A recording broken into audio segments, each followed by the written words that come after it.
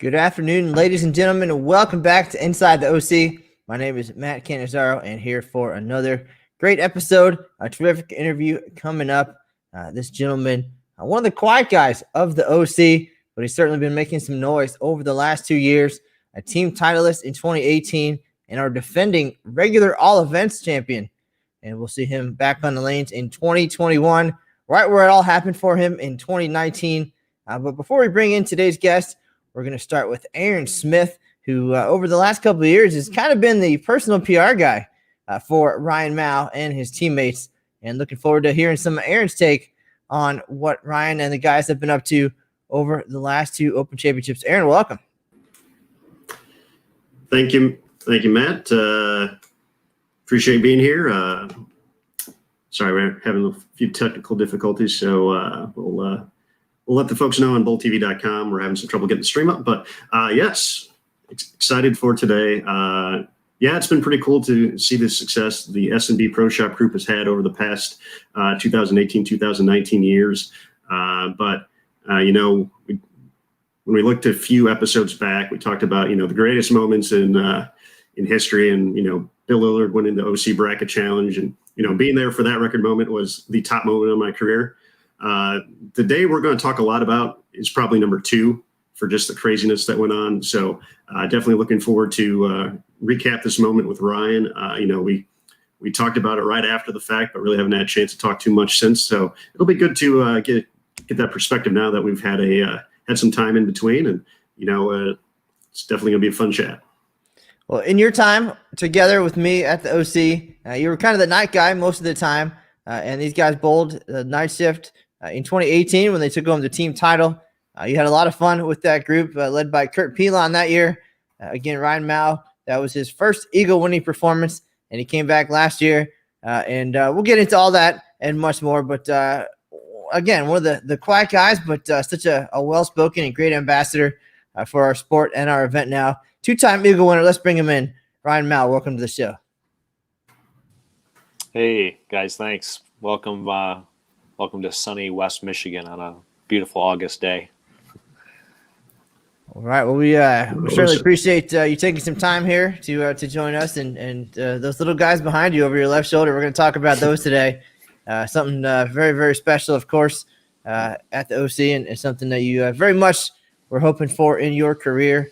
But first, let's catch up and talk about what you've been up to. Again, you were expecting to come to Reno this year as the defending champion in regular all events. You already had the defending champion experience last year, sort of. You had it with your teammates, but again, nothing like walking out with 300 or 400 or 500 eyes on you. Everybody just waiting for you to see what you've got, and then to have to turn around after all that excitement and put that title on the line. But as you know, and we all know, the 2020 OC not going to happen this year, pushing back to 21. But as we shift gears and get ready for that, what have you been up to at home? A lot of changes for you over the past few years, and along with all the excitement in the Eagles. Yeah, I mean, what can you say? It's kind of a crazy time right now. It's unfortunate that the circumstances that we're going through right now, where the Open Championships being pushed off a year. I'd probably have to say World War II or World Wars were probably the last time it's been delayed or canceled, if you will. But it's unfortunate. Everybody's got to go through it, sadly. But I understand and I appreciate what the USBC is doing and making sure that the safety of all the bowlers is paramount. And that's the most important thing to me. I was looking forward to coming to Reno. Obviously, it's one of my favorite places to go. It's the stadium, freshly redone stadium too. I was excited to see all the changes that were made. Reno's kind of grown on me the last few years. I didn't really care to go for it early in my career at the Open Championships. It was such a hard trip to get there. There's no easy way to get there, but it grew on me. All the times I spent World Series of bowling at the stadium with all the guys and everything like that. And it grew on me, and I got to appreciate Reno for what it is. And sadly, we'll miss it this year, but it'll be back. And but other than that, just kind of hanging out, working, raising a baby, playing some golf, and trying to enjoy the summer. So all things downplayed a little bit, certainly in that description. But let's get right to it. In the past 4 years in your personal life, give or take, you got married, number one. You shifted gears in your career as well. So you have a brand new endeavor that potentially might allow you to have some more time at home now with your wife and your son.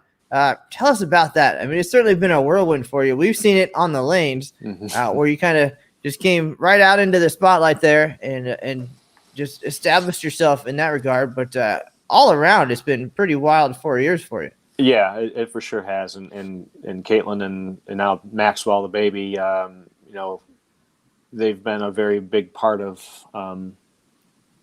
what decisions I've been making and everything like that as far as my future and career and stuff like that goes. Yeah, it has been a bit of a whirlwind, and but a good one. You know, it's something I wouldn't take back for the world. You know, Caitlin and I were talking last night, as a matter of fact, just like, you know, how much of a machine we've kind of become as a 3-person unit with her and I and the baby. And it's like everything we do is just, it's clockwork, you know, we pick each other up, you know, we do everything we need to do. The baby's still alive and doing great. So, you know, we're doing something right there. So we're happy with that first and foremost. But yeah, it's, you know, as far as bowling coming to life in the bowling spotlight is, you know, something I never really figured I'd be doing. It's just something I did. I worked in the industry. I was kind of a behind the scenes guy, and you know, things turned out, and I kind of caught lightning in a bottle, if you will, and here we are today talking to you guys. Well, now, prior to this recent success and this recent career change, you did, as you said, you worked in the bowling industry. You said you bowled 4 or 5 times a week, at least, maybe more, at work and in your free time, perhaps at events. And now, when we talked last night, it was right after bath time with Max.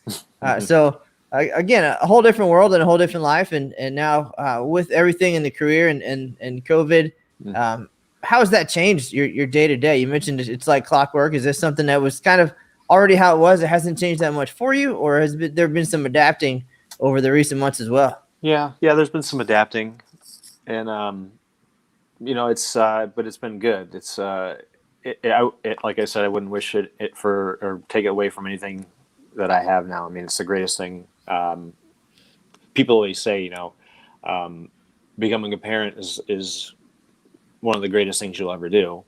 And I like to say they were wrong, because it is, in fact, the greatest thing that they could ever do, what I could ever do. And it's you know, it's changed the whole dynamic of Caitlin and I's life, you know, till he was born in November. So, I mean, we had a pretty cool thing, but it's even cooler now. So, I mean, like, it definitely is worth what everybody said it was, you know, what it was worth.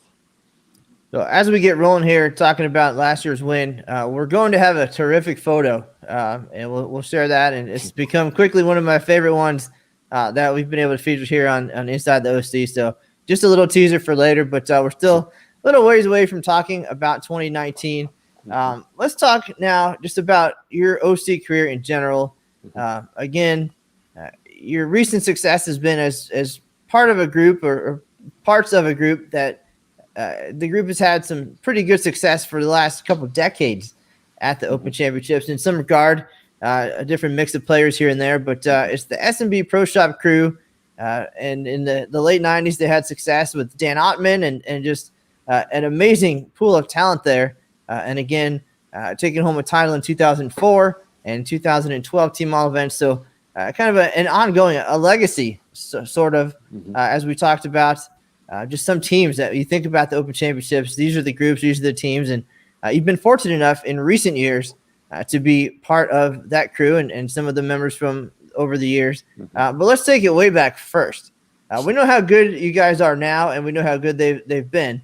But let's talk about Ryan Mouw 2005 coming to the Open Championships, the first timer in Baton Rouge. You know, we always talk to the guys about why they ended up at the OC, how they got there, who invited them. For some, it was just about having a good time. It was about an experience. It was about vacation. It was about how many beers could you drink in 4 days. There's so many reasons. And let's talk about that. Let's talk about how you got started in Open Championships, especially given your background, and we'll talk about that also. It wasn't really in the bowling world. You're a collegiate golfer, an All-American.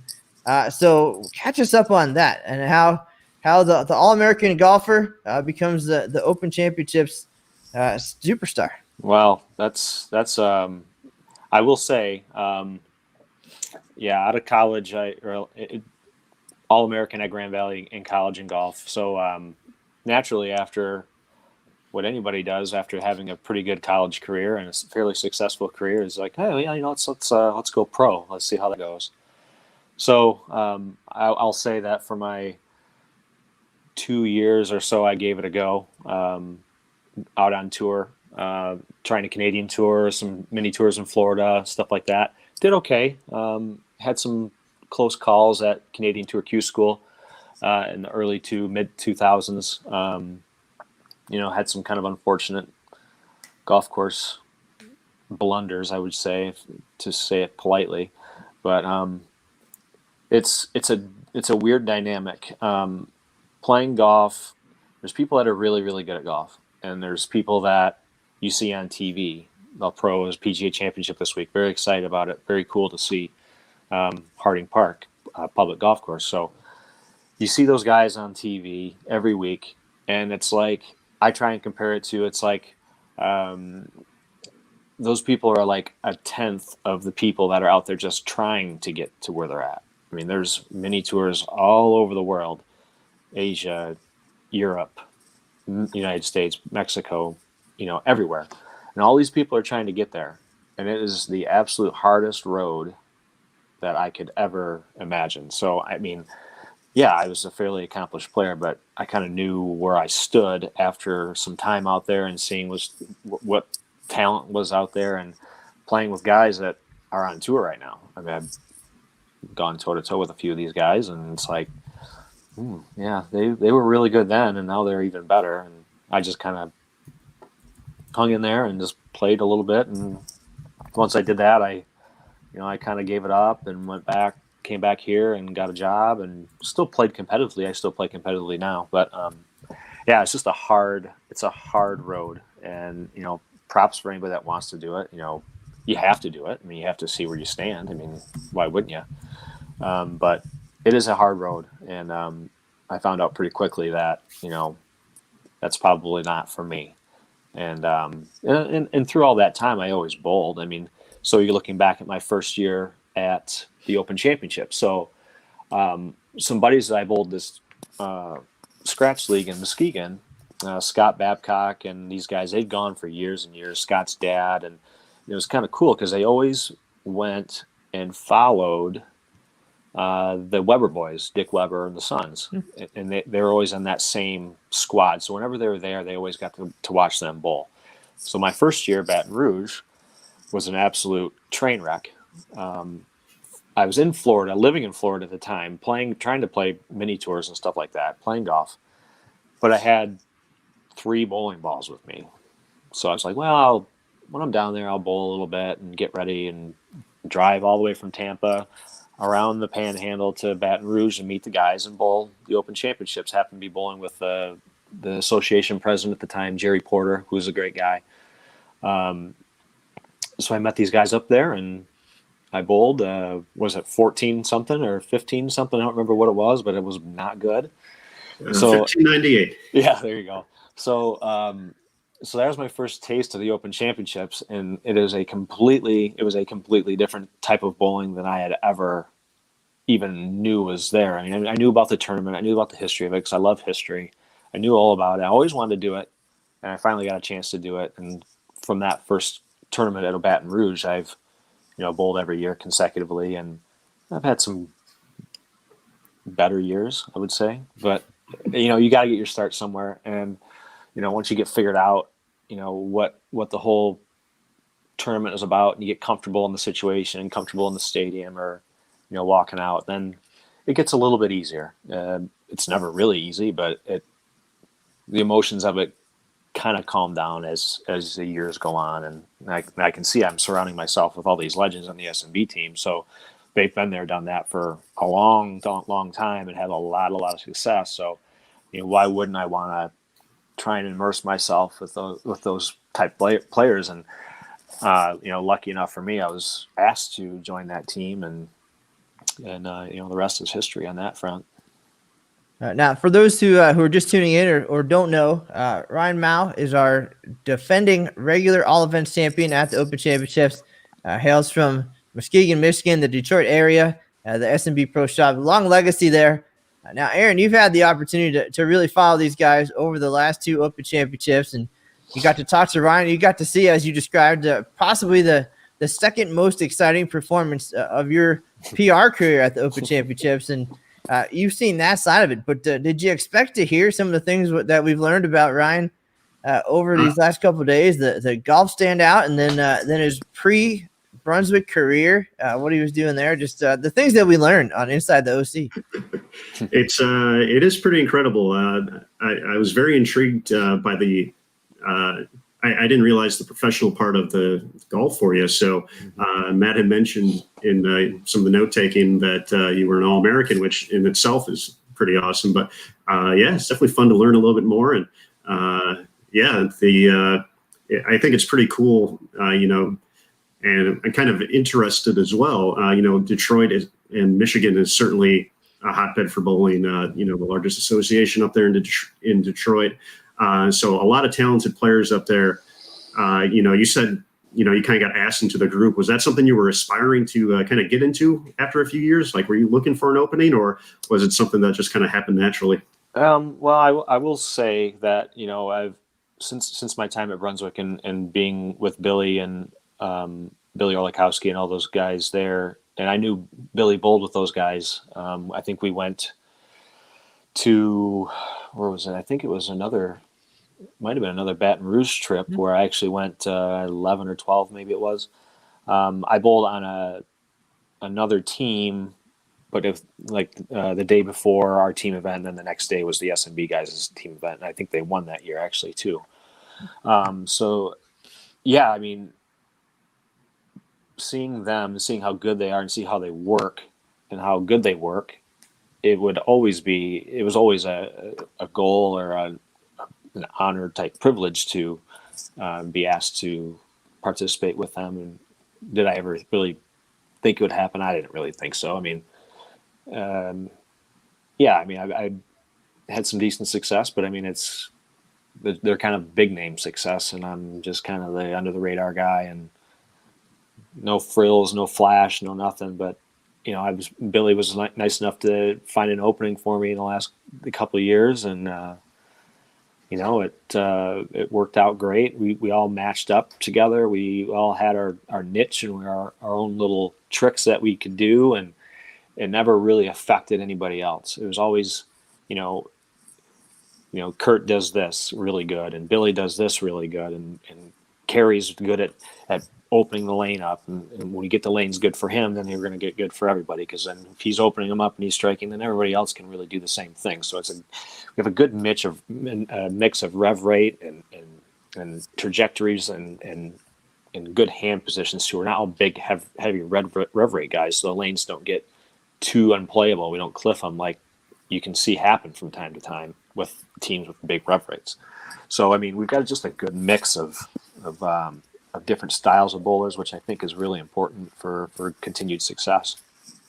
Let's backtrack just a little bit before we talk about the current team. Again, we know a lot of bowlers who golf.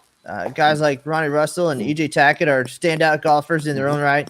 But how does the Ryan Mouw chasing the golf dreams end up working at Brunswick and becoming part of one of the most prolific groups in tournament history? Tell us about that transition and that obviously that big career change early on. Yeah, it was kind of an out of the blue thing.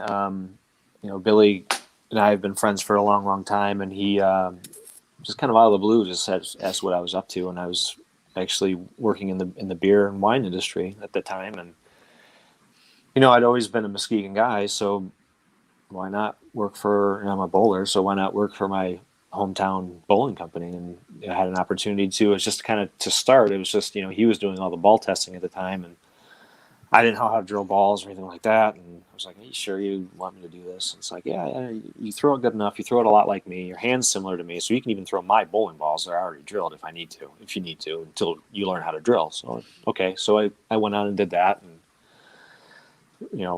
10 years or so of that, and I learned a lot from him and from the company and Carmen Salvino and all the other legends, Mo Pennell, Brian Graham, all the guys at Brunswick. I can't attribute I have to attribute all my success to them for the most part. Just learning about the game and cover stocks and grips and everything like that.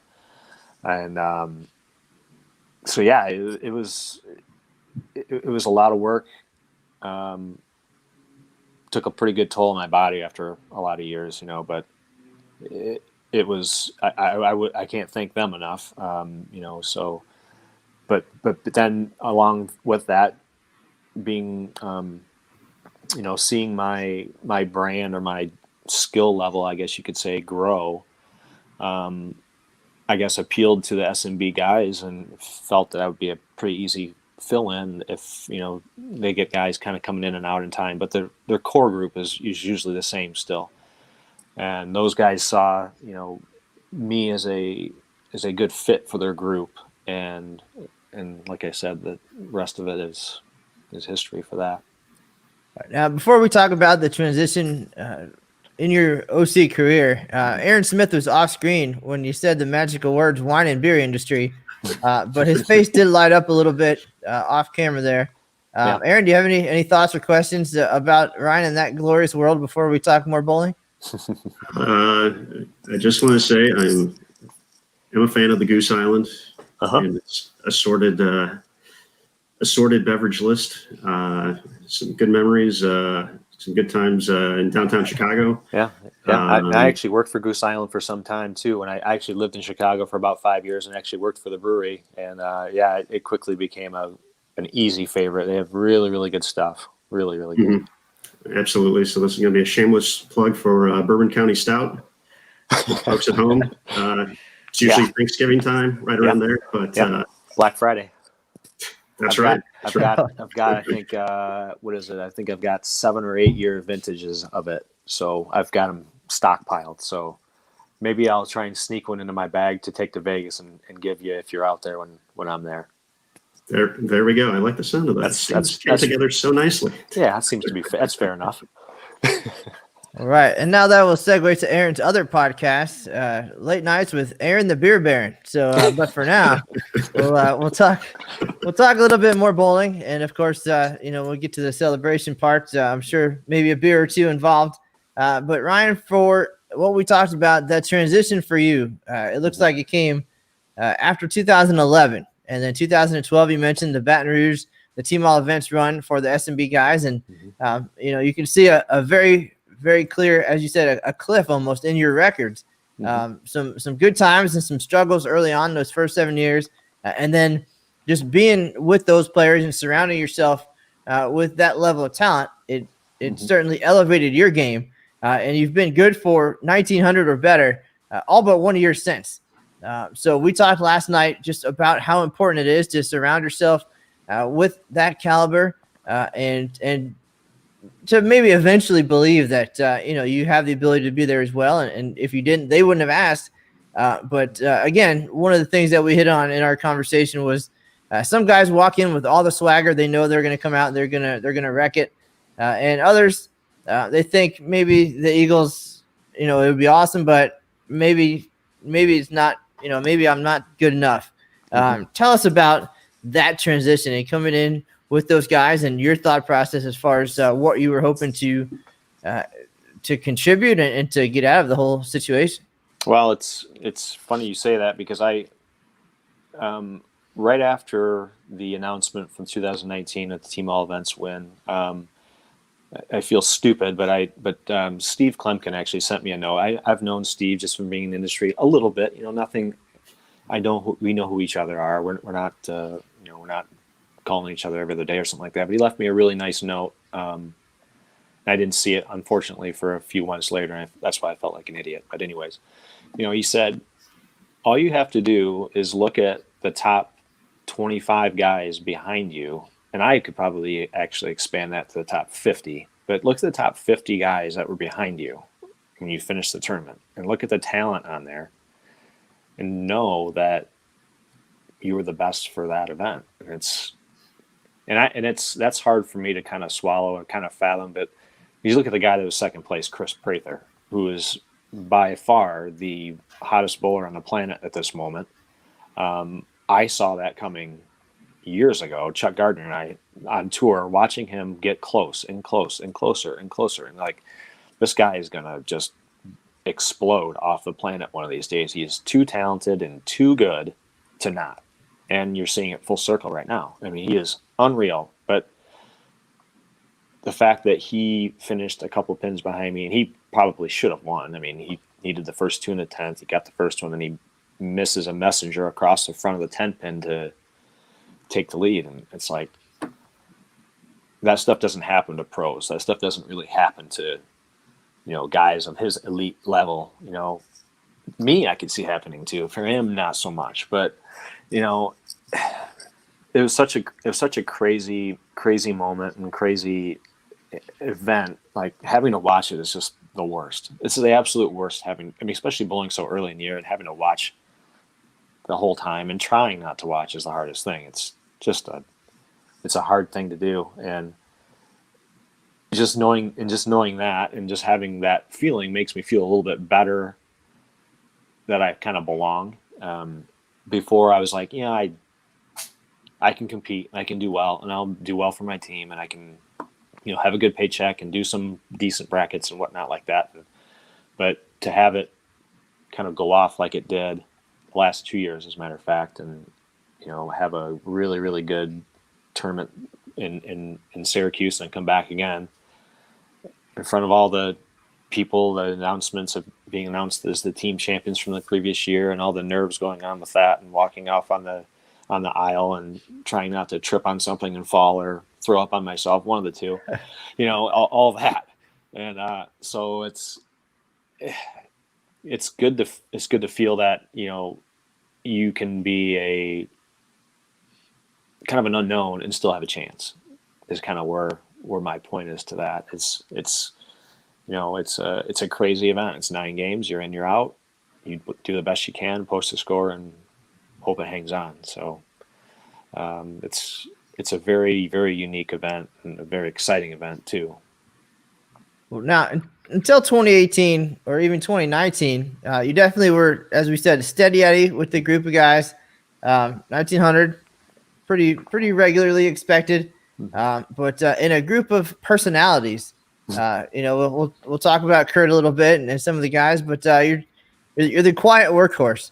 And in 2018, you gave him 664 in the team event, and then this is where Aaron gets to talk a little bit about his experience with the team, and Kurt stealing the show, not only performance wise but personality wise a little bit. We've got a team photo there. We'll let you guys talk about that, but again, you're giving him solid performances, and here you are, your first potential chance at an Eagle, something that Billy has already. He's your front guy there, the leadoff guy, and then Kurt, of course, Team USA experience, PBA experience, and an Eagle back in the 90s, and here he is all these years later. How do you fit into this group? And then I'll let you guys talk about that night at the On Center, because hearing the story the next day and being a part of the all events run for Kurt, it was super entertaining. But you guys had a lot of fun. Just talk about that, and just how maybe those personalities help you relax in that setting. Well, I mean, for those of you that know Kurt, he's kind of a loose cannon, but in the greatest way possible. He's so good, but he can be so good, but yet be so loose and be so relaxed is like it's a gift that not a lot of people have. I may be the quiet guy of the whole group, but I'm like sitting in the corner, like trying not to screw up. It's like oh, we got to kind of season up on it and everything like that. But he's goofing around, having a beverage or two, and making jokes and keeping us loose and everything like that. And then you got Billy, the leadoff guy, who is the best at reading the lanes. He kind of feels what it is. He's got as much, or if not more, experience than Kurt obviously he's got the Eagles to show it and the experience. And, we just have we had a good communication actually on the other side of the team too. The other group, Andrew Anderson was with us that year. His brother, who can play he's a good player too. Dave and or Jo as they call him. So we had a good group. We all, like I said before, we all had a good niche. We all had a job that we did. It's like it's like one of those softball teams. Like you got the guys that hit the home runs, or you got the guys that get on base for the guys to hit home runs. It's like we each had a purpose and a plan, and it was about as perfect as we could have done it. It really could. As you can see the scores, Kurt was unreal. Billy was unreal. And we obviously Marcus was really good too. He's 19 years old. It might have been 18 at the time, but either way, just a unique group. Andrew plays the lanes any way he wants to. He can do whatever we need him to do. I'm kind of the same boat. I'm pretty versatile either way, and it just worked out to where the stars aligned and the strikes came, and we threw it in the pocket and we got carry. And it's just like I said, it takes a lot to post a big score. You have to have all the things go working for you, and it's 3 games to make it work. It's hard sometimes. You guys bowled pretty early in the event. It was a short event, just over 100 days. You guys bowled, and then we took a break for the Masters. Yep. And before we ask what the wait was like in the scoreboard watching, I want to hear from Aaron. I want to hear about that night and seeing those guys, of course, already on the radar. Anytime you have an eagle next to your name, somebody's going to be watching. We're very familiar with Kurt and Billy and Ryan as well. But Aaron, that night, just walk us through it a little bit, and let's hear your perspective. For sure, Matt. As you mentioned, very early in the tournament, I actually think it was the first week. Yeah. So Masters just a day or two away. Mm-hmm. And as you said, we've come to expect some big scores from this group. And, out of the gates, and, one of the things that's always tough to tell, especially in the first week of the tournament, is what type of scoring pace are you going to have throughout the year? So, you guys came out of the gates, small 1,000 game, 1,019 it looks like, and then a big 12-13 in game number 2 to open it up and open our eyes and being like, okay, this is, it might be one of those years where it's going to be a high scoring affair, and, a solid finish 1090 to get to 33-22. Mm-hmm. For you guys, for us, that was like the first big score we had seen. So, it was interesting for us as it was a teaching moment for one of our local workers that year, Christine. But it was more for going through the process of, getting the score, but I had no idea where the score would land as far as, kind of overall standings and what the scoring pace was going to be like. So for you guys, mm-hmm. When you stepped off the lanes, 3,300 is a fantastic score at the OC any year, but where did you guys kind of feel that score would sit in the grand scheme of things, seeing how the lanes broke down, seeing what you guys had, seeing what you guys may have left out there too? Well, it's hard to say. We were obviously thrilled with the score. I thought obviously Kurt bowled amazingly. So, we were very excited for him because we knew there was, his work wasn't done yet, obviously, because he had 6 more games to try and get in the all events lead, which he ended up doing. But we were happy with the score. We felt we all did what we needed to do. We were, thinking, it was going to be a good score. It could have been top 10. Like I said, it was first week of the tournament. We didn't really know what was coming in behind us. So it was, again, a lot of waiting, which was hard. But that's your one goal. When you go to the Open Championships is you go, you bowl, you do your best, and if you are fortunate enough to leaving your event, you got to feel great. I felt great. I was cloud 9. I'm like, holy cow, I'm on top of the lead. I'm going to be on bowl.com and have a picture taken, and there's going to be an article. So it's like, this is uncharted waters for me. So, it was really cool to leave Syracuse leading. I think we might have had a lead in 2 events or something like that. Maybe it was team all events too, but either way, it was something that I had never experienced before in that tournament. I've done well. Like, again, I've done, top 50 and something like that here and there once in a while, but, going out of there with a lead, you have to lead if you're going to win. And we were fortunate enough to hang on for the rest of the duration of the event. And 33-22 was enough. And amazingly, I didn't see that the lanes were going to be transitioning as easily as they could.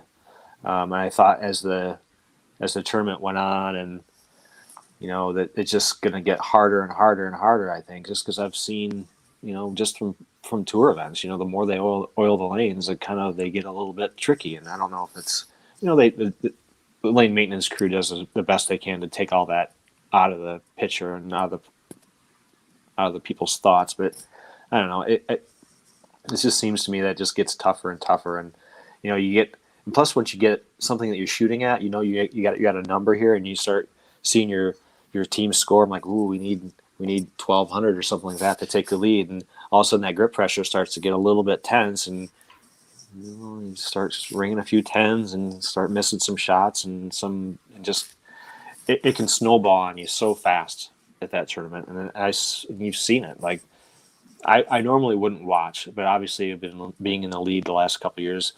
I'll be enjoying an evening on my couch, having a beer or a bourbon or whatever you want to have, and I'll get a text out of the blue from somebody, ooh, so-and-so's making a run, so-and-so's making so you got to go on the TV and you got to go on the phone and check it out and see what's going on. And it's like you can almost see the wheels turning. It's like they start off really good. They're on fire. They got a bunch through 6 games, and they need a 650 to take over all events or something like that. And it just is hard to close the door. It just really is.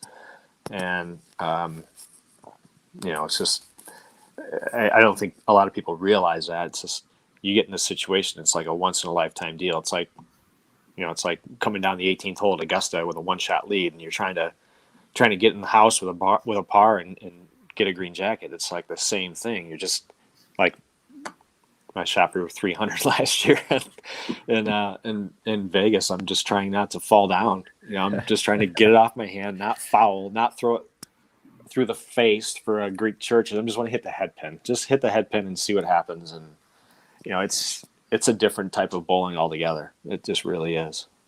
So now, before we talk about 2019 and the whole experience, and of course that amazing night that you guys got to share there at the Bowling Plaza, tell us about the wait. You knew the history of the event and the prestige. You surrounded yourself with Eagle winners. You've seen the Eagles, in the bowling centers in Detroit. But to finally be there, to be, as you said, on top of the leaderboard, to have a chance at it.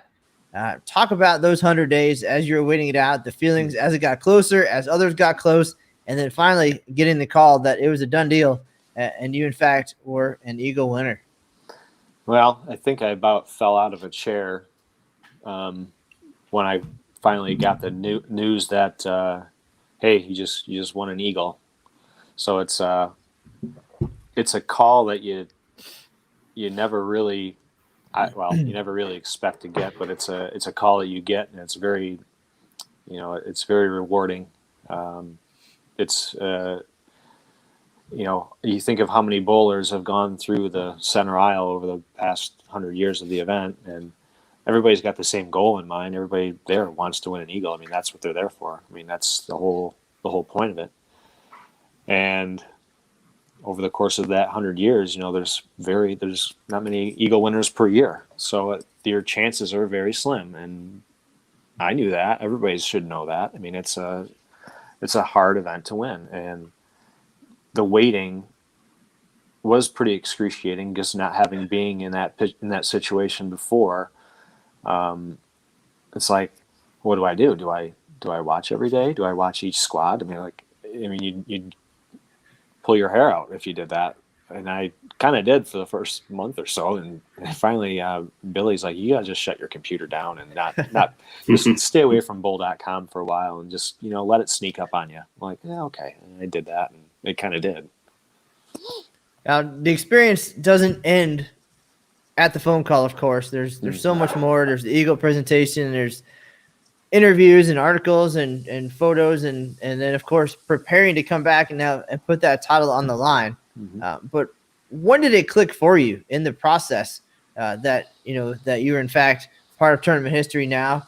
For some guys, it's on site when they see the banners and they see the recognition in the squad room and they're marching out. But when was that moment for you?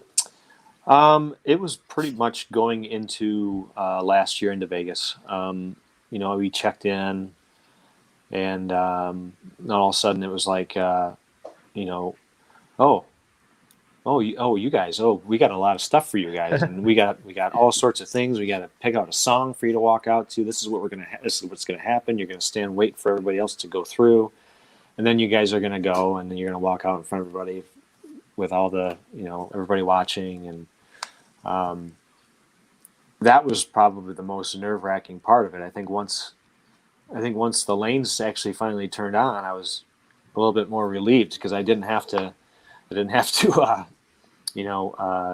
wave or make a speech or anything like that. I could just kind of get onto it and let's get going. So it was. I think that whole part of it, the pomp and circumstance around the past champions is a really, really cool thing, and it was. I think my favorite part of it for sure. My favorite part of last year. I mean, granted, yeah, bowling good, but you don't know that until it's done. So I mean, I bowled great. And I was happy the way I bowled, but I didn't think I'd be experiencing the same thing I just experienced again the following year as a champion of all events. So it's to experience it. One thing is amazing, but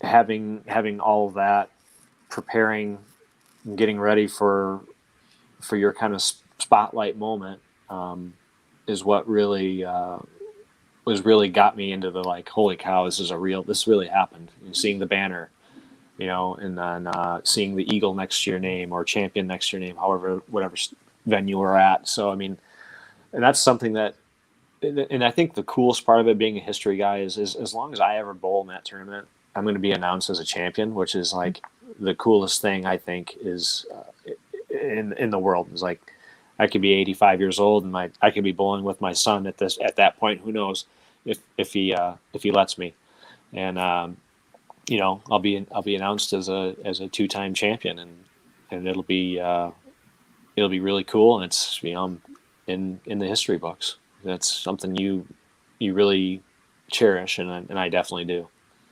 Well, for those who aren't familiar, again, defending champions, they come in and they'll see there's 20-foot banners similar to the one behind Aaron that hang above the lanes, talking about last year's winners and scores.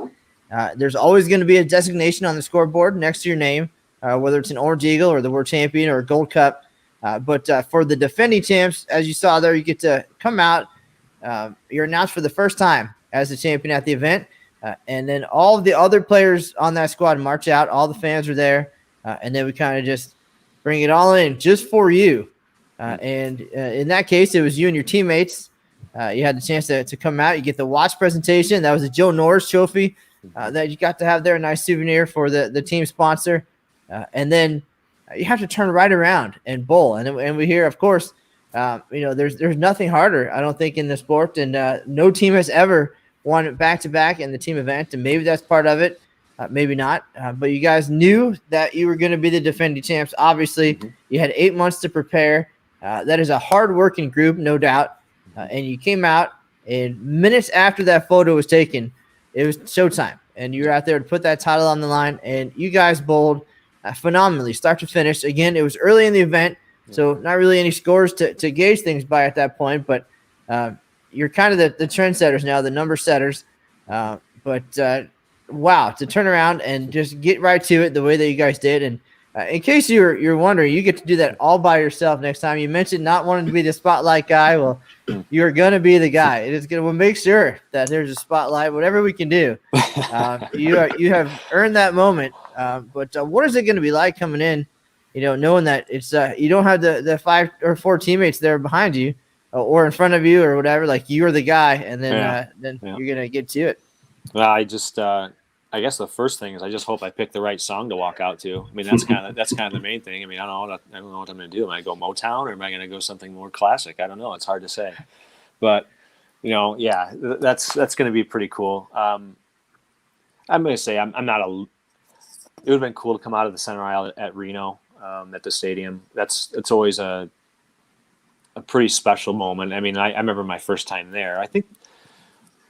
I believe it was my second year. I believe it was my second year bowling was at the stadium, I believe. I'm not 100% sure. Third year in 07. Third year. Might have been third year, yeah. Okay. So that first time in the stadium was like a out-of-body experience. It was like just looking up at all the lights in the ceiling. I've seen it on TV before, but it doesn't do it justice, obviously. So going in there and seeing it was just an amazing experience. Unfortunately, we missed Reno, but Vegas is going to be just as fine. I'm more familiar actually, so it might be better for me. But yeah, the whole experience behind that is unreal, and just again hoping that once all is said and done, everything's settled in, that I just bowl well and help my team out and kind of do what we've been doing. Hopefully, Reno is a couple of years away. There's an easy way to make that happen. You want that walk. It's yours for the taking. Yeah, keep winning. I've got my chances. Yeah, I've got as good a chance as anybody. Well, let's talk about 2019. I was in another country somewhere doing something with Team USA when you guys were bowling your team event, getting ready to travel back. And Aaron gave me the updates. Team event went well again, and then doubles and singles the next day. That's when you guys blew the roof off the place and just made Aaron just absolutely run around all over town. I really enjoy this story. So I'm just gonna listen while you guys talk about it. All right. Well, yes, Matt was conveniently coming home from Paris after a nice 2-week stint with Junior Team USA. So it actually worked out that Senior Queens was right before that, and Masters was coming up right after. So I decided just to stay there. So it was like a nice 3-week trip to Vegas. So I love Vegas though, so that's okay. But yeah, so obviously you guys came in, you took over the team lead, eventually finishing fourth. Part of your group bowled earlier in the day, and I think Justin O'Hara and Brad Smith took over doubles. Yep. So like, okay, the wheels were already turning. So already busy day. Talked to them, photo, got that story posted. And then you guys started, and I was kind of looking at the scores before we started today, and obviously the big finish is 802 for you with the 299, but you guys did something right on that doubles and singles pair. After 207, the first game for you, you finished out the event 233, 268, 258, 245, and 299. So first let's before we kind of get into the theatrics of the finish, just talk about when was that moment? I know Kurt had a 298 in to start singles, I believe, as well. But what was that moment for you guys when you really just saw something that you liked and knew this could be something special? Yeah, well, I mean, right off the get-go, I felt pretty good with where I was at ball choice wise, using something pretty strong, staying as far right as they wanted me to, and I kind of, that first game, either team event or when you start doubles, is always kind of a hang-on game. If you can just keep it in play, hit the head pin, make your spares, shoot to something. Even 190 is not a bad game in some cases, because I mean, the year before in Syracuse, it was, it's like I couldn't even hook it. It was so slick. It was just like, it felt like I was bowling on 60 feet of oil. And so, it's just an absolute grind to try and get through that first game. So we got through the first game, fairly decent. I didn't injure myself too badly. Ball changed, and then kind of started off okay, second game. And then Kurt comes up to me and he says, "Hey, why don't you give it the business? Start, really start hammering at the bottom as much as you can, and throw that thing as hard as you can." And with this PG rated, just cut that thing loose and let it go. Like, oh, okay. And stuff started to happen, and like, might be onto something here, and just kind of kept riding the wave, and I just was trying to hang on in that one ball for as long as I could, and I pocket 710 in the second or I think the first or second frame of the second game of singles. That was my only open of the 3 games. Threw it pretty good, pocket 7-10. Like, okay, it's time to go. This ball's gone. Getting into the ball that I crowbarred him with last year in Syracuse too. It's like it's just a ball that I know I can open the lane up with, and as soon as I can get to that ball, I know I'm in a comfort zone. I'm in a happy spot because it's just like my favorite ball in the bag. So it's like as soon as I got there, then I knew something good could happen. So obviously I go, 250, 240, I think you said, first 2 games. So, I'm sitting just over 500 for 2, but Kurt's at like 550. A few pairs down, Sean Rash is at 550 through 2. I'm just like, man. And Sean's like probably 5-6 frames ahead of us. So he's finishing up. He's bowling great. He finishes off. I got like the front 5, I think, and they're finished up. And I go down to him and like, hey man, great bowling. Give him a hug, everything like that. But I whispered in his ear, and it's like, hey man, you left me room. If I can go off the sheet, I did not see that coming from Ryan Mouw. Yeah, imagine that. So luckily enough, I can do that. I could say that to him, and he laughed. He had a good time with it, and he was with us the entire time, so we had a good time. He's, so I'm like, you left me room there, pal. And that's just tongue in cheek, it's like it's not going to happen, but strike, and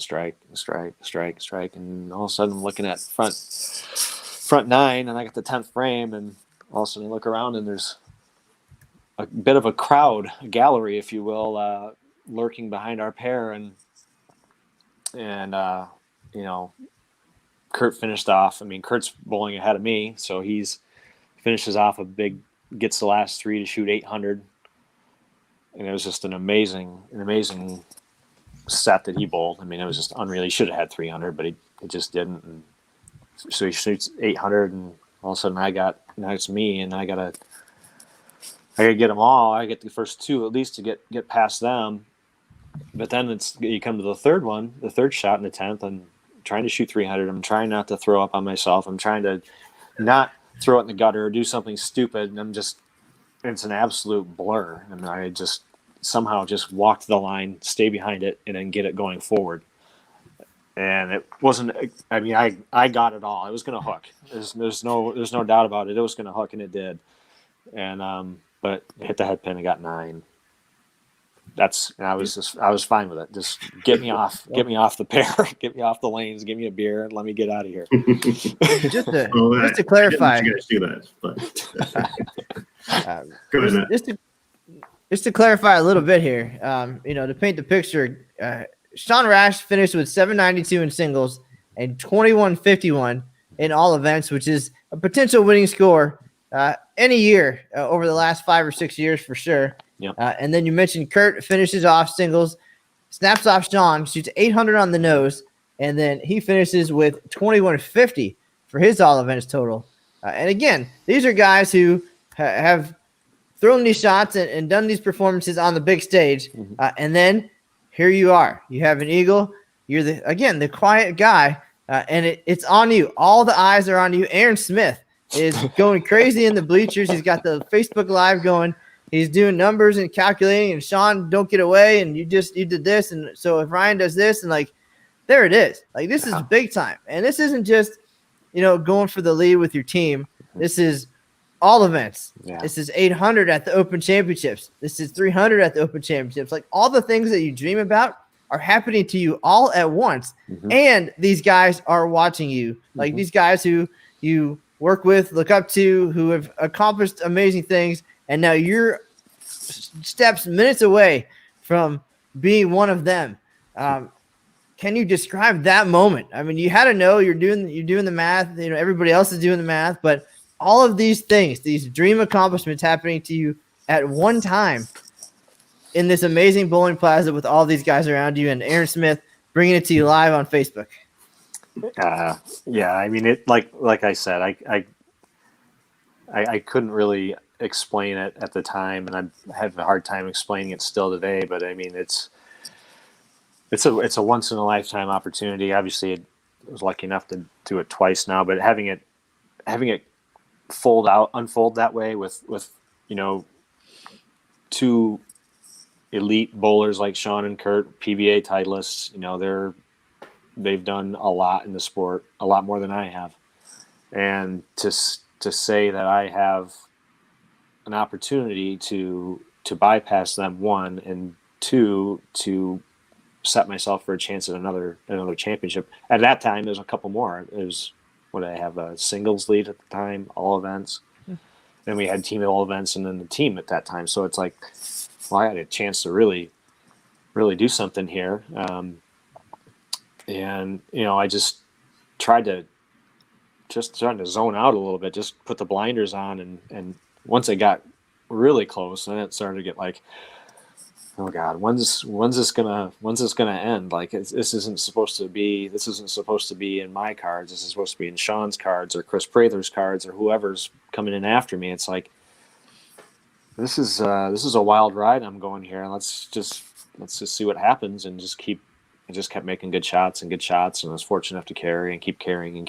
And man, it was just an extremely nervous experience. And I think Aaron's video caught it.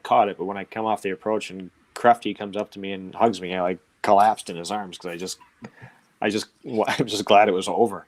You know, it was just like, oh my God. It was an experience that in bowling, you know, in a kind of an individual sport where you don't really, you know, and a lot of people don't get to experience something like that. And like the pros do all the time, because they're always bowling in front of people and audience. And then if they're on TV, it's that similar situation all the time. But for a guy like me that, you know, just bowled as a job at the time, and who's just, you know, just your average bowler. I mean, I wasn't anything in particularly special at that. And just to have that opportunity is just something that somebody like myself don't really get very often. And I'm glad I took advantage of it. I'm glad I kind of all the training and all the shots I've thrown for the 10 years prior to that, all the balls, all the games, and everything everybody's told me just kind of came in full circle at that one moment. And, you know, I just like,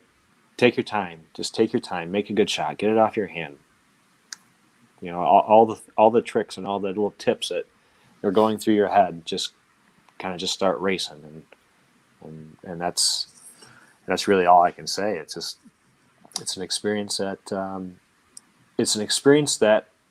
I'm glad people like me can experience, because the USBC Open Championships is an experience that the regular bowler get to have of what it's like to be, you know, an elite tour type player, because it's such a good event. The way it's run, the way you take care of the bowlers, and the way they're announced and everything like that, and walking down the center aisle, it just makes you feel like you're an elite type bowler, even if you're just going there for a vacation. It's just the experience of it is something that, you know, if you haven't done it, I know my father-in-law wants to go, and he plays professional golf. He's on this Champions Tour, so he's played golf in front of that type of crowd. But he wants to bowl. You know, he's a good bowler. He's got double-digit 300 games. It's one thing, and he's like, I really want to go to that. I'm like, well, let's try and plan that in the next, you know, few years, and have my mother-in-law and Caitlin and Max come out and make a little trip out of it. And, you know, I can see that down the line being kind of how it goes. You know, I may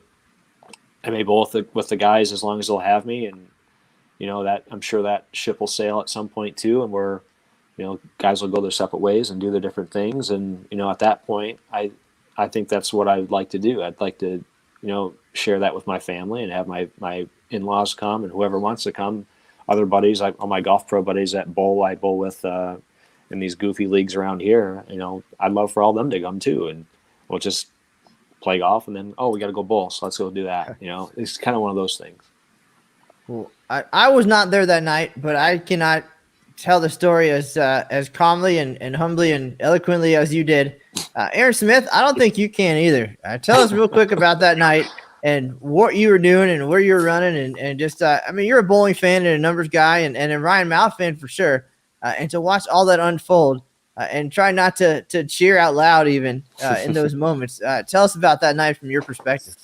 I think I did a terrible job at not cheering. And we got the video from the Facebook Live queued up. We'll show your 10th frame here in a sec. But Sean finished up, and as you mentioned, they were a few frames ahead of you. So I had the opportunity to kind of reset and kind of do the numbers and, start doing the math. And then when you get down to it and how close everything was, that was the amazing part of it. Once again, it was a situation where it was early in the tournament. So, I did not know that, it'd end up being 1, 3, and 4 for you three guys as far as the all events would end up. But, you just don't see stuff like this, especially, seeing both you and Kurt on the same pair going for 800 at the same time.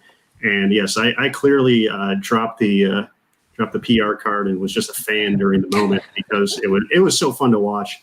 And, Kurt needed all three to shoot 800 exactly. So, that excitement, he misses the all events lead by a pin, but jumps into singles. And then you have the opportunity to double to take over both. But, I was just at a loss for words, and I knew that was going to be a late night because it was the late squad, and I don't think I got back to my room until about 5 or 6 in the morning. Then had to be back for the 8 o'clock shift, I believe, because Matt wasn't back yet. But yeah, I mean, like I said, for just excitement and the way especially the way it played out for the whole season, made it even that much cooler. But yeah, let's go ahead and just kind of relive that moment, and I'll apologize for all my yelling and screaming as we watch you step up here. So Ryan Mouw on 15 with the front 9. Leads all three for 803 to take the regular singles lead. That and the approaches were really slick out there. And I was worried about falling. 157 still out there for the Didn't want to fall right there. No. lead as well. This is Ryan's. How heavy is that ball right now? At least 35 pounds. Oh.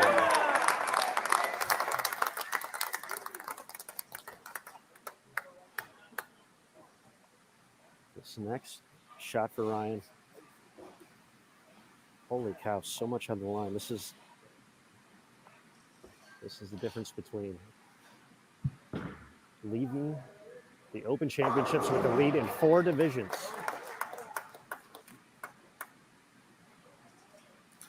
It's a pretty crazy shot when you think about it. Shot to take the lead in 4 divisions. Oh, you had the lead in 2 already, but Yeah. It's a shot for the lead in any event is something. Yesterday, 739. He slowed down a little bit. Finishing strong, but right now it's all about his teammate.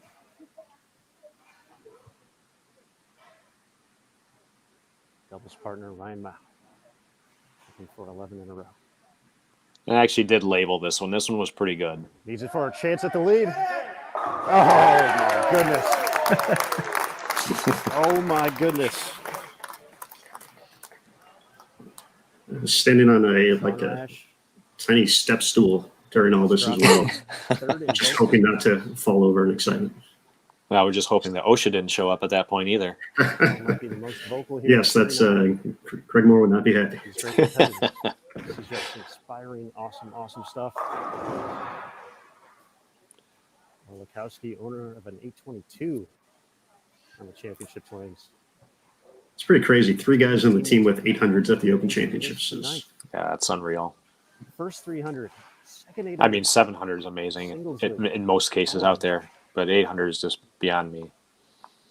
8 takes singles, 7 for the tie. Well, there you go. You said what needed, so this is where I'm thinking. Well, don't just throw it through the face. Don't throw it in the gutter. Don't do something stupid. And I did. I grabbed all over it. Oh. 299. And there's the embrace with Carey, and yeah. And I'm toast. I'm toast at that point. I think he's okay with that. 802 for the regular singles lead. The scoreboards being as wacky as they are and the whole situation, did you know? Obviously, you knew you were going for 300, but did you know all the other things that were happening? Oh,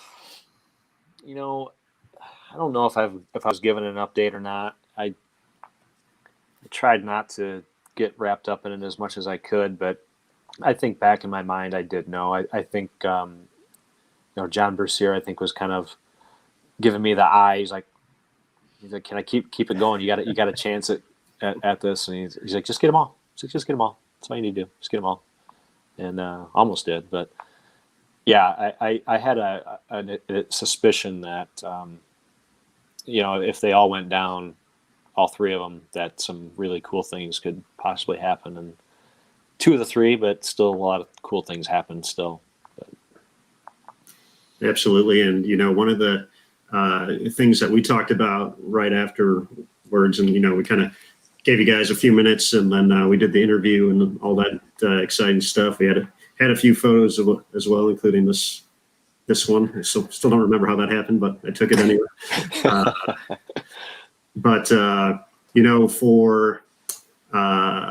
I thought the coolest thing was, Sean was there. Sean was hanging around watching. Kurt and you are teammates, but how close all 3 of you guys were to sharing that experience together had to be pretty awesome. Yeah, that's one of the, like you said, it was one of the wackiest moments in bowling history, and to be part of something like that was really pretty special. And I'm sharing a stage with 2, I'll say, legends in the sport. Kurt's a legend, and Sean is a future Hall of Famer, and every USBC, ABC, whatever you want, any Hall of Fame there is, he's going to be in it. So to be wrapped up in a moment like that with all 3 of them, and I'm rooting for Sean the entire time he's bowling. I'm like, man, he's bowling really good, because I'm just thinking, like, he's going to take the lead. That's going to be great. Not thinking that I still had a chance to, but after doing the math, I'm like, oh, I do have a little bit of a chance still. So the fact that us 3 were able to do all that within a span of an hour is something that I'll never see again. As long as I'm bowling in tournaments, or even this tournament, I don't think I'll ever see that again. Aaron, as you mentioned, you had a few minutes to get all that put together, and then I got back to town, and then the wait begins, obviously, for Ryan and the guys, and it was only a couple hours later. You barely had a chance to tell me the story to get your nerves calmed down before the doubles lead actually went down. Cody Holbeck and Steven Fisher bowled the next morning, so I was there to capture that, and so we got kind of the whirlwind continued. So Ryan, you guys left town though.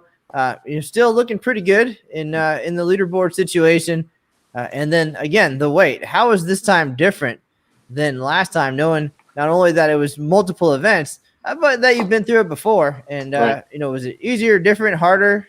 Tell us about that. Well, it was a little eye-opening, because I actually stayed in town. I had to stay in town for the Masters, so I was here all that week. And finishing off the night, Aaron said it was 5 o'clock or so by the time he got back to his room. I was probably not far behind him, if not behind him. So I'm getting into my room 4 or 5 o'clock in the morning in Vegas, and everybody on the East Coast is waking up, and they're seeing what's going on. And my phone is just going bing, bing, bing, bing, bing, calls, texts, people from out East saying, "What did you just do?" And it's, I didn't go to sleep. I just couldn't. It was just too exciting of an event. So then here we go. I'm staying in town now for the Masters to help the guys out for the tournament. And Matt McNeil, legend, as we all know, he comes up to me. He's like, "Dude," he's like, "Do you have any idea what you just did the last couple of days?" I'm like, "I mean, I have an idea, but it." He's like, "That's out of this world." He's like, that's like Mike Newman type territory, or those guys that have won multiple events in the same years. Like, that's ridiculous. He's like, well, it was early, obviously, so I appreciated it, and it was a great thing that he said. And always, Matt's a great ambassador to the sport, and it was very nice to hear him say that, and also to everybody else in the event. Like, I mean, I got people coming up to me that I don't even know who they are. Know that I know who they are, but they don't know who I am, I don't think. And they're like, "Hey, man, that was great bowling." Even Pete Weber found out about it. I think he's like, "Hey, that was great bowling." And they're like, "Thanks." but yeah, it was just really cool that the aftermath of it all, I think was like the most eye-opening part of it after all the bowling was done and everything was kind of dust settled a little bit. It's just, having all those elite players that were there for the Masters, like saying, wow, you did something pretty cool. And it was, and they were for sure right. And, it was, and then the waiting, of course, having the lead in 4 events, could they all hang on? Sure, they could have.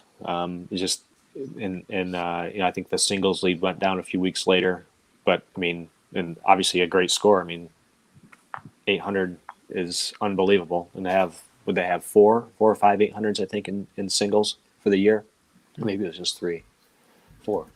But anyways, but it's still it was just an experience that having four leads and 4 events leaving town, and it's unreal. It's unreal.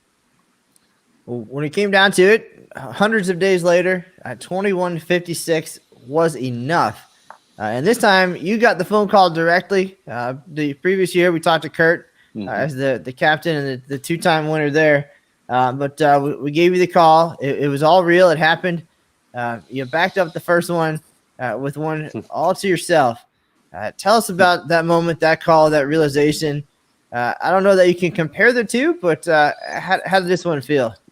Well, they're both amazing for sure. I mean, beating all the teams that come through that event to win a team event, it's a tall task. There's hundreds of teams that you have to watch out for, and there's all those big teams like the Higgins crew and the Brown, or the all those guys, and the Pollards are still relevant and everything like that. There's so many good teams that still come through every year that legitimately have a chance to win every year, and I guess to be held in that regard with the S&B guys is an honor for one thing, and then the whole thing with the all events waiting was different. It was, an individual event is cool, but I mean it's something that you don't really get to experience a whole lot these days. There's a lot more team events, it seems like, and like as far as like an amateur bowling like I do, there's a lot of team events. There's doubles, trios, all stuff here and there, and there's nothing that, and it's all like instant gratification. It's all like you bowl this day and you're done this day and you win. It's not like you bowl and you have to wait 6 months to find out if you won or not. It's a unique experience in that aspect that no other. I mean, there's no golf tournaments like that. There's no tournament where I can go and play my 18 or 36 holes, whatever it may be, post a score, and then go home and see if it wins. It just doesn't work like that. And it's just the tournament itself is just such a unique experience and a unique format that it allows for the unexpected to happen. And if you don't expect the unexpected, then then you're not really thinking about the whole big picture, is what I think. Well, you said people shouldn't or didn't know who you were previously, but they absolutely will now. When you come back to the event, you are now a huge part of tournament history with the 2 wins. You're going to have to wait a little bit longer to put that title on the line and have that whole experience again, but you didn't have to wait for the Eagle presentation. However, you waited just long enough to make it a little extra special. Let's talk about that. This time, again, it was you in the spotlight, but you got to share the moment with your wife and your newborn son at the time. This was in December. You said he was born in November, so the little guy there on the approach, eagle in one hand, baby in the other. How awesome and how special was this moment? And looking back on this picture in 18 years when he's ready to join you at the OC. Yeah, it was. Well, the first part of it, I wasn't expecting the presentation as it was with all the members of the state board of Michigan and everything like that. They came and presented it to me, and I wasn't fully expecting all that. I was just, there's like, hey, congratulations, here's your trophy and all that, and off you go. Here you go, Bolden tournament. So, but but after the fact, is really, really cool, really special. A local journalist did a really cool story, who I've gotten to know pretty well since then, and he's great. He actually asked me a lot of stuff on golf things every once in a while too, and opinions and whatnot. But he's become a good friend and a good guy, and having Caitlin there and Max, it'll be cool to show him that when he kind of gets older and kind of figures out that Daddy's done some pretty decent things bowling wise in the last few years, and it's special. He was, like I said, not even just a few weeks old, and he held in there pretty good for being so little. But yeah, it's an unbelievable experience and something I definitely cherish. Well, we appreciate that photo, by the way. That certainly made the day. And now, as we look toward next year, it's time to go and defend. If we know Billy and Kurt and the guys well enough, we think preparation's probably already happening. Discussions are happening. But for you guys, especially for you, Ryan, not being in the bowling world quite as much now, what are the thoughts? What's the preparation? What's the timeline for you guys heading into next year's event? That's a pretty fair question. I don't have a good answer for you, but I like I said, when I left the industry, I really didn't bowl a whole lot, and I kind of got back into it, towards the end of the year, right around when that picture was up there with Caitlin and the baby, and I started to bowl a little bit more. I just kind of wanted to get away from it for a bit. I've been in it for so long.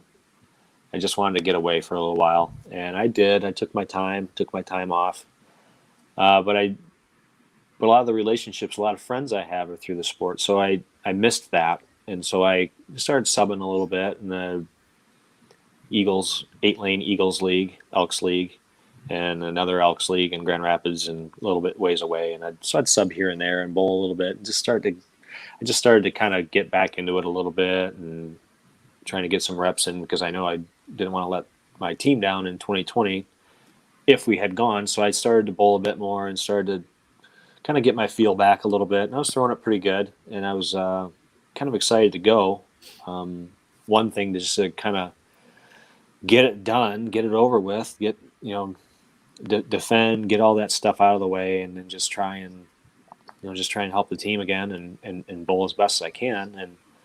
And so it was a little bit. There's a little bit of a rough start. I wasn't really feeling it, and then I started to feel like I was bowling pretty good. But I haven't touched the ball since March with COVID. I bowled at an Eagle State tournament in St. Patrick's Day weekend in March. Since the last time I've thrown a bowling ball down the lane. So, okay. And so I mean, I'm not gonna lie. I'm probably not gonna throw a ball down the lane for at least a month or two more. It depends on if they even let us bowl here in Michigan. They're having some battles with the state and everything like that as far as opening up bowling centers, which is unfortunate, because I know a lot of people's livelihoods depend on that. And but again, it's safety first, I guess you could say. But I don't have any real plans to bowl anytime soon. And when they do let us, I'll get back into it. I got some bowling balls to drill, and I got some work to do before next year. Well, I will say real quick though, Aaron Smith actually only spent about 4 days at the Open Championships in 2019, and he was there for, of course, your performance. And I think that no matter where he is, perhaps a case or two of Goose Island, and he's your guy. He'll be there. He'll be in Vegas. I can handle that. As long as he's there as long as he's there for our squad, I don't care. He can be there for just 2 days. That's fine. As long as it's like our good luck charm. If he's there, then I think then I'm fine. Arrangements can be made. It's a deal in the making for sure. But Ryan, in our sports long history, 120 years nearly, only 2 bowlers have won titles 3 years in a row. Is this something that's crept in your mind? How is your head different now than it was after the first win? You mentioned Lightning, maybe, but after what we saw last year, that's not Lightning anymore. That's coming to be expected. I'm expecting this, 3 out of every 5 years or so from you. But how is the next year going to be different mentally than perhaps 2019 was. Well, it's kind of a two-way street, if you will. It's like I know I'm going to come in fresh. And I'm going to come in excited because we missed a year for this year, and I'm excited to come back and excited to get to Vegas, where I had a lot of success in already. We'll see. It's hard to say. See who's going to show up. I'll get my games in, I'll get my work in, and I'm feeling good about that. It's just. It's just making the right shots and picking the right bowling balls and having good carry and just having the stars align. Having a three-peat is going back to back was one thing that I didn't even really think was very, very possible happening. But I'm sitting here with 2 in a row, got a chance to go for 3 in a row, which you said only 2 people I believe have done it. If I come out of there leading in some event, maybe we'll see. I hope that everything works out and everything the pins fall the way they do and it happens. But if it doesn't, my time at the Open Championships have been tremendous, and I couldn't ask for anything more.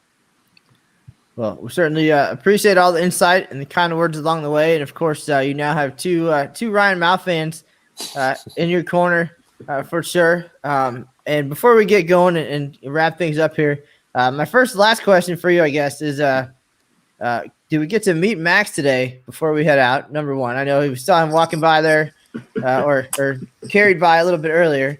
I don't know if he might be out on a walk, actually. I'm not sure if he's around or not. I figured an introduction now would be better than the awkward moment when you guys take the lead in 18 years. Let's bring him out and say hi to everybody.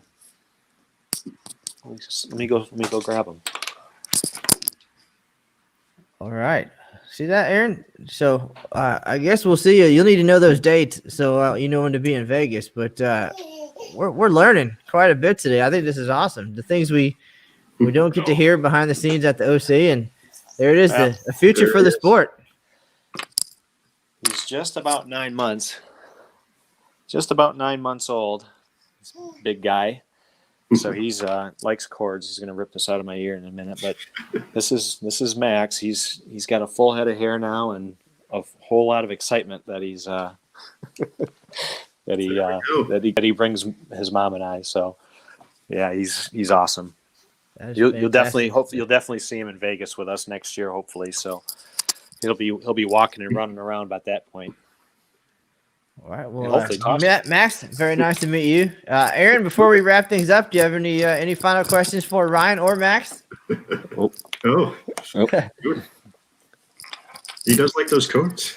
Yeah, he does. You might have to. There we go. There you go.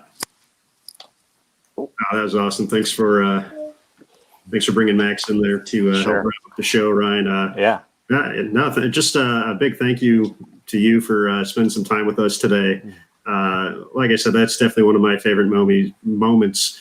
Working this amazing event over the course of the past 10 years plus. It's definitely, like I said, it's probably number 2 on my list, and probably will be tough to beat moving forward. But I just appreciate the time to catch up with you. I remember that week. You talked about Masters Week right after that, and I remember walking past you a few times, and I think once or twice I stopped you and I asked you how your newfound celebrity was going, and I think that might have been the last time I got to catch up with you. But it's great to see you. Great to see that the family is doing well, and just thank you for the time and reliving the moments with us. No, I appreciate it. You guys do people don't see the work you guys put in, the long nights and days you guys put in at events and stuff like that. I've done it too, and it's a hard road, and it's a thankless job, and you guys do great at it. And I appreciate you having me here today and talking some other things besides bowling, and and just hanging out for an hour or two, shooting the breeze, as they say. Mm-hmm. Well, we appreciate it. We absolutely learned a lot that again that we generally wouldn't have learned otherwise by taking the lead. We talk a lot of scores, but now we know how you got to where you are right now and some of the background, and that's awesome. And now we know that Aaron will be your good luck charm in 2021. You guys can work those arrangements, and he'll let him know your bowling times. And I don't think you're going to be able to sneak into the venue anymore. You're not going to be you might be the quiet guy still, but certainly not unrecognizable. But we look forward to celebrating in 2021 with you, the whole deal. And you have until then. You have a few months now to decide what the march out song is going to be. Yeah, I do have some time now. It's not going to be a surprise. So so get thinking about that one and let us know, and we'll look forward to it. Awesome. Aaron Smith, before we go, what's coming up on Bowl TV that the folks should be aware of as we roll into the rest of this weekend next week? For the rest of this week, just one more thing. We're going to be posting the next season in the 20 greatest seasons, looking back at PWBA history. That'll be coming up tomorrow. Next week, the PWBA podcast on Monday, Summer Jasmine will be joining. Matt, I believe you have Jenny Wonders, who won standard all events in Las Vegas in 2019. And then in the middle there, I believe on Tuesday, we're going to have a special edition podcast of the Sport of Bowling Show with former USBC president Carl Keelik, whose term on the board and as president just finished up here on August 1st. So him and Jason Overstreet are going to sit down and kind of rehash the past few years as well. So a lot of good stuff coming forward in the next 8 days or so. All right. Well, thanks, Aaron. Thanks, Ryan. Certainly, we appreciate everybody tuning in today here on Bowl TV. Some great insight from two-time Eagle winner. And let's say that again. Two-time Eagle winner, Ryan Mouw, our defending regular all events champion. We'll see him put that title on the line in Las Vegas in 2021. Surrounded by some great family members and teammates. Again, we'll look forward to that a few months down the road. And that's really it. What a day. Another great conversation and some great things learned. Looking forward to the next one. As Aaron said, Jenny Wonders coming on next week to talk about her family legacy at the OC and her standard all events title. Until then, folks, my name is Matt Cannizzaro, and that's the news for now. See you on the lanes.